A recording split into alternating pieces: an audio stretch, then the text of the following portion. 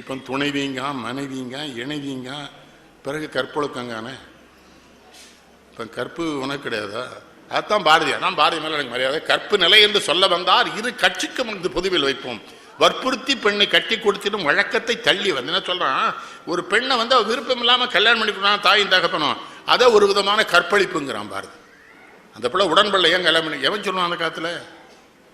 அதனால பெண்களை பாட வச்சான். சாதம் படைக்கவும் செய்திடுவோம் தெய்வ சாதி. பொம்பளை என்ன சொல்றா, சமையல் பண்ணி சோறு போடுறா, சாதம் படைக்கிறது மட்டுமில்ல தெய்வ சாதி படைக்கவும் செய்வோம், நாங்க பெற்ற குழந்தைகளை தெய்வங்களாக ஆக்குவோம்னு பெண்கள் சொல்றதா பாடுறான். எப்படி அவன் மனைவியை அடிச்சிருக்கான், ரொம்ப நாளாக அடிச்சிருக்கான். அங்கே போகும்போது அங்கே அன்னி பேசுகிற அவங்க அம்மையார் கேட்டிருக்காங்க, வீட்டுக்காரியை கை நீட்டி அடிப்பியா, வீட்டுக்காரி இல்லாமல் இங்கே ஏன் வந்த, சுதந்திரம் ஆண்களுக்கு மட்டும் போதுங்கிறியா, பெண்களை கூட்டு வரலையான்னு கேட்டிருக்கான். அப்புறம் தான் வந்து செல்லம்மா தோளில் கைப்பட்டு போய் தான் ஐயர் இளவனை. எவ்வளவு நேர்மை! எந்தையும் தாயும் மகிழ்ந்து குலாவி இருந்ததும் இந்நாடேங்க. அது என்ன செய்தி தெரியுமா? எந்தையும் தாயும் குலாவி மகிழ்ந்தவர்களாக இருக்க போய் தான் பாரதி பிறந்தேன்.